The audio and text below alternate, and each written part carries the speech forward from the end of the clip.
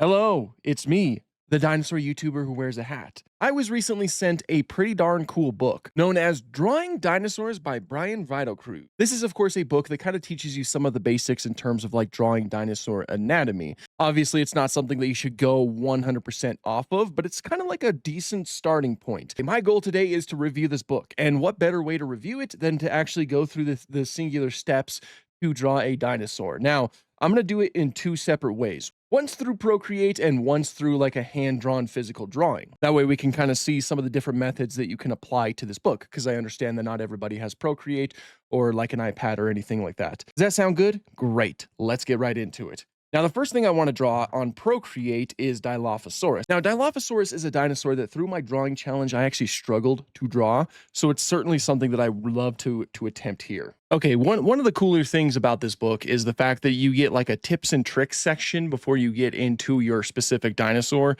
Like certain things that talk about like soft tissue or some other speculative things that you could potentially apply to your dinosaur drawing. One thing this book does encourage is that you go out and practice on your own, and just like try to apply your own techniques to find your own style, which of course is the best way that you can learn how to draw. Now, let's get right into it. Okay, so the first order of business is to draw a oval right here. And also the nice thing about Procreate is, of course, you get different layers, which is ultimately going to help out in my creating of this. Go ahead and move that right there. And then next up is the tail, like that. Great, great, great. Then one of the difficult parts. Now, it's also like really difficult nowadays for me to draw without drawing the skull first. But there's this right here. Draw the head. And then the lower neck. It looks like I did this a little bit wrong. Draw it like that. And then draw it like that, right? And then there's also going to be like, it's angled slightly towards us. There's going to be a little bit of depth involved. So I'm going to draw the head right here. And then we're going to do this and this and this. And then this, right? Like that sort of. I'm going to actually decrease the size of my pencil. And then of course we need the top of the jaw, which starts right here. Like that. And then I'm going to make another layer right here. And I'm going to draw. I need to get in the habit of actually providing more layers. That's something that'll help me out a lot. So we're moving on to the limbs right here, like that. And then we got the thigh right here. First joint right there. Moving on to the ankle, like that. And then onto the foot. Did you know that dinosaurs are digigrade, which means that they walk on their toes? See, because this right here, this portion right here, that's actually the rest of its foot. And then you move on, and then down here is, of course, where its toes would be. And they stand on their toes, much like cats do. Little fun fact there, birds do the same thing. Dinosaur feet is an area where I've always kind of struggled. So this is going to be interesting, to say the least, especially with it in this angle right here. That's definitely not my worst work. So far, you have a pretty decent outline of what Dilophosaurus would potentially look like. And then we also do the forelimbs, moving into the arm, and then elbow right there, wrist, the ulna and radius, basically, and then these large fingers. Did you know that Dilophosaurus had 4 fingers, but its 4th digit was like significantly reduced? If you didn't know that, now you do. I'm also going to do their other limbs on another layer because it makes me feel a little bit more comfortable. The way he has it is like this, where you literally draw like the full limb on the other side, which honestly, that makes a lot of sense. Draw this like that, this like that. There we go. And then over here, one leg right there with the thigh, and the bottom side right there. I still can't quite get the shape. I struggle with dinosaur limbs. I did when I was doing my dinosaur challenge, and I very much am here too. And then again, we'll move on to the ankle, and then again with the foot right here. And then this foot is significantly easier than the other foot. Standing on your toes. There we go. That's like the kind of basic outline that we have right there. From that point on, if I'm not mistaken, you'll start adding a few of the details. And of course, I'll do that on another layer. In fact, I should probably change the pencil. Like, honestly, I probably should have been changing the pencil color if I'm being completely honest. But I can always fade this. That's just one of those habits that I need to get into. In fact, I think it tells you that that's like good habit to have. Okay, now we're on the fourth layer. I'll go and draw the nose right there. That's where I want it to be. My dogs are barking outside. Very good. We'll draw the eye right there. Of course, the ear. The ears are set right behind the skull, basically, so like around here. Then the fun part, honestly, is the crest. Decide what shape that's gonna be. And like that, not bad. And then, of course, Dilophosaurus translates to double crested lizard, so you'll have two crests basically. And actually, he says to draw both of them like that, or well, I could probably do it a little bit better than that. Not like that. I mean, I'm this part's going to be hidden because it's covered by it. And then plan out the next up. Step 5 is plan out a few key features. The most important is the notch in the jaw. Yeah, so okay, from this point on, I can start, like for instance, I could, turn that down a little bit so that I can start planning out where I want everything to be. Moving up here, then you got the notch right there. Kind of. I don't know how good this is gonna look. We'll try it, and then yeah, it's certainly at a very interesting angle, one that I've not really attempted before. So this is actually, I think I should probably have a thinner pencil than what I currently have. And also like sparse amounts of feathers too. I could put those like back there sort of, or kind of like this, I suppose. Cool, cool. And then orbit or the eye up here, and then have it looking forward like that. Right, and then nose right there. I really, really need to get more used to Procreate. That is for sure. Not to say this is terrible. I'm actually kind of happy with how it's turning out, but I do think I need to get better at Procreate. This is not like the final layer. This is like where I would want to put all of the details basically, and then I'll go over with my final layer later on. Like, and then like for example, I would like the crest to look pretty cool. Kind of like that a little bit. Yeah, and I like some sparse feathers here and there. Because there's a decent chance that Dilophosaurus was at the very least sparsely feathered. We can kind of like plan out, do a rough sketch of where everything should be. Really get those thighs like that. Moving into the ankles and then the feet. Again, this is all just a rough sketch right here, is what I'm doing. I think that the proportions are a little bit off in terms of its body. Like I think I made I made its head a little bit too large in comparison to the rest of its body. Now, when you're drawing physically, of course, there's really no fix for that. But well, I mean, you can erase it and start again. But on Procreate, of course, I'm able to select this layer. Then I could probably just decrease the size a little bit to make it a little bit make it match up a little bit more. Not perfect, but it's something. And then with this layer, just do the neck. And like that, still not perfect, but I think that it's looking pretty decent, if you ask me. I do like sketching. I like doing the sketching. So I'm gonna go ahead and like hide the rest of the layers. And then we're gonna like use this layer as these two layers, because for some reason I split them up.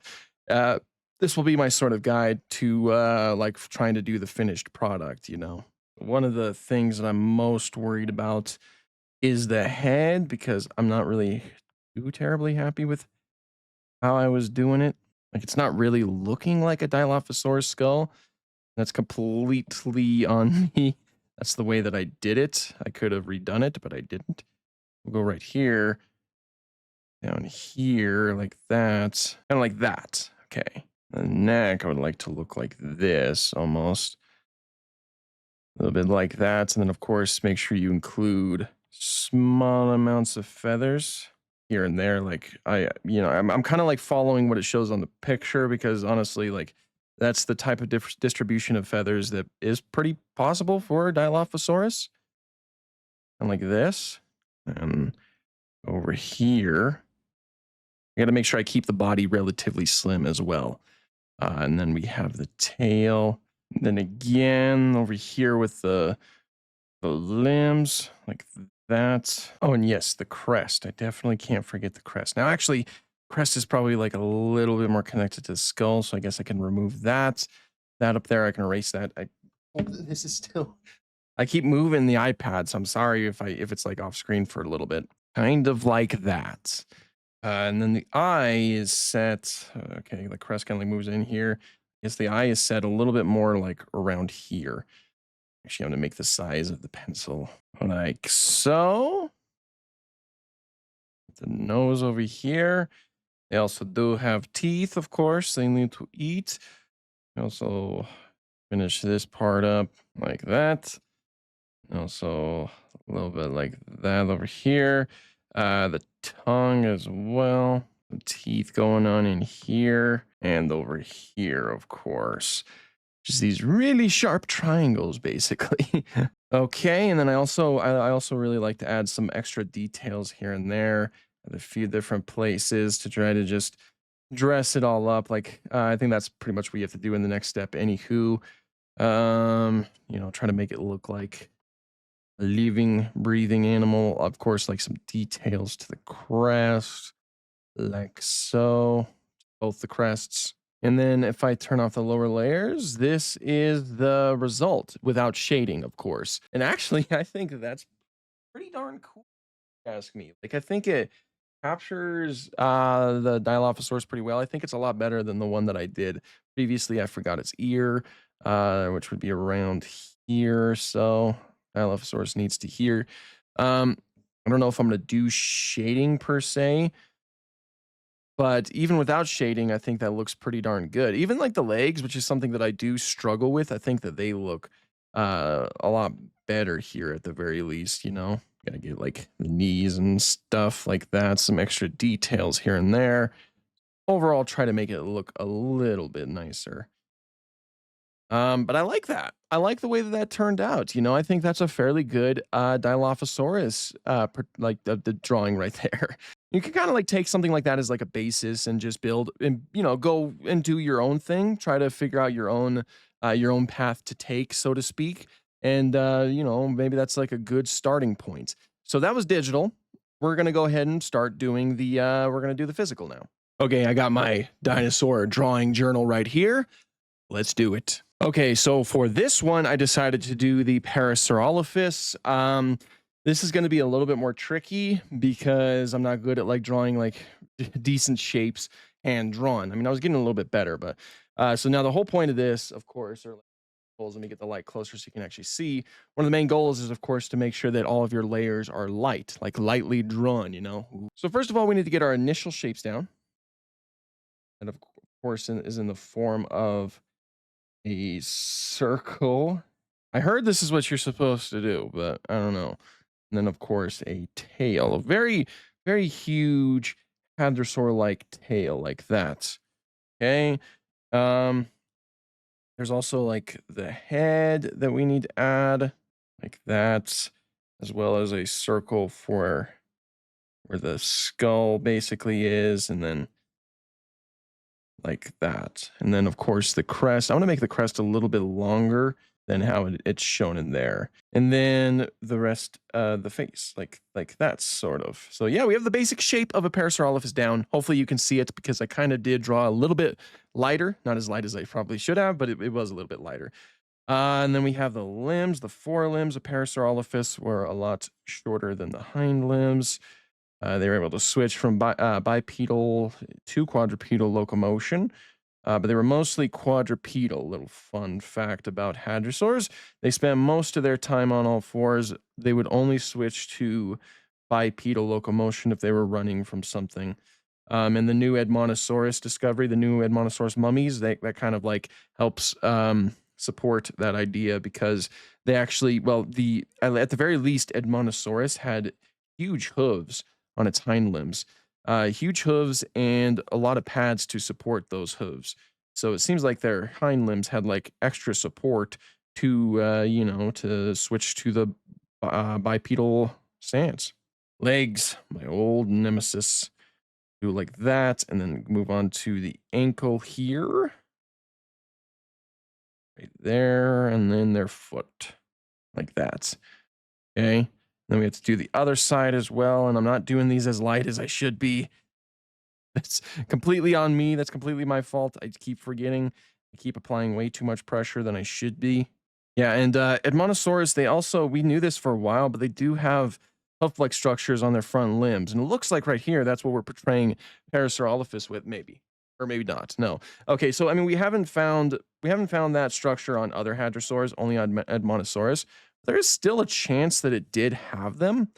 Like, it's really not outside of the realm of possibilities, especially if you're speaking phylogenetically, which we are usually speaking phylogenetically. When are we not speaking phylogenetically? Phylogenetics are so important in paleontology, like that. Man, just the different angles of feet. I already suck at feet, but there we go. Now that's like the base rough, or wow, base rough line. The basic rough outline of a Parasaurolophus. We also have to like put an eye there, ear here, and the nose. And it's angled towards us, so you get like you see both nostrils basically. Um, from then on, what does it want to say? Face. Start sculpting areas of the crest along with the eyes, nose, and ear holes. Okay, so they want me to get like the detail, some of the details down.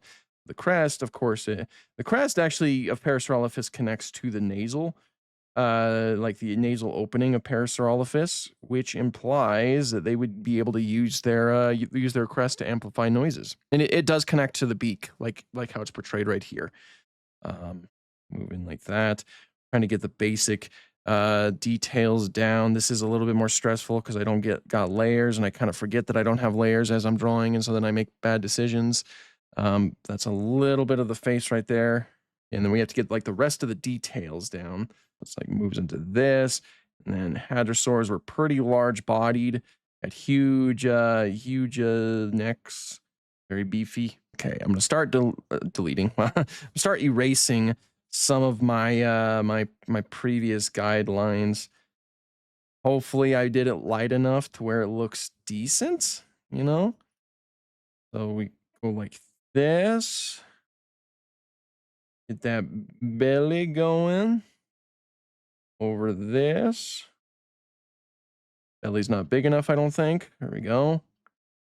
And then move into the tail like that. Tail's kind of an odd shape as well. I could probably fix that before I move on. There we go. Now I need to get like the details of the legs as well. I'm gonna start like applying more pressure to everything here. Like that. And then the forelimbs. Now, yeah, he's not portraying them with the hoof-like structure. I'm going to. I'm going to give them the hoof-like structure because I love that Edmontosaurus has that, and I love the idea that other hadrosaurs might have had that as well. So, like, yeah, hopefully you can see it. Hopefully I'm not too far off camera. But yeah, you can see a little like right here. I gave it the hoof-like structure. You're saying delete. That's how you know that I've mostly been using an iPad for all my recent drawings, is when I say things like delete. But that is not half bad. Hey, and then get rid of some of these circles again. I did some of the lines a little bit too deep, but this ain't bad. This ain't half bad. Yeah, I kind of like it. You know, for a quick little sketch, I don't think it's terrible. Let's see. And then we got like a round belly that kind of like links up with the legs like that. Some extra things like that. We also need to get the outlines of the muscles and whatnot, and other such details that make this animal feel a little bit more alive. Extra details every once in a while, like that. And some rough shading as well. Like we can go like I'm taking the line route, like using lines as to represent shading. 'Cause that's something that I was starting to do when I was really getting like practicing at digital or at physical drawing. Kind of do like that. A little bit of shading here and there. Get that. And yeah, I think I'm gonna call it basically good right there. I'm gonna go over it one more time with like a really dark layer essentially, so that we can really get a good look at this. And there it is. That is the Parasaurolophus. I actually I kind of like it. Um, is it the best thing in the world? No. Did I make a lot of the lines a little bit too dark? Yeah. But I don't know. In terms of like a quick sketch, I really don't hate the way that it turned out. I think that it's a very overall like fun drawing. So yeah, those are that's digital and that is the physical drawing. I quite like the way that both of those turned out. I thought that they were very fun overall. This is a very fun book. It offers a lot of, on top of the stuff that I just showed you, it offers a lot of really good information about dinosaur drawing in general. My favorite part so far has been this rendering section right here, because rendering was always something that was really difficult for me, and it's helped me start to learn like some of the basics in terms of how to render colors and stuff like that, that's just been incredibly helpful. The rest of the book, like I've read the beginning portion, I just love hearing people's dinosaur stories, like why they love dinosaurs and why they do what they do. And Brian here has a really awesome dinosaur story.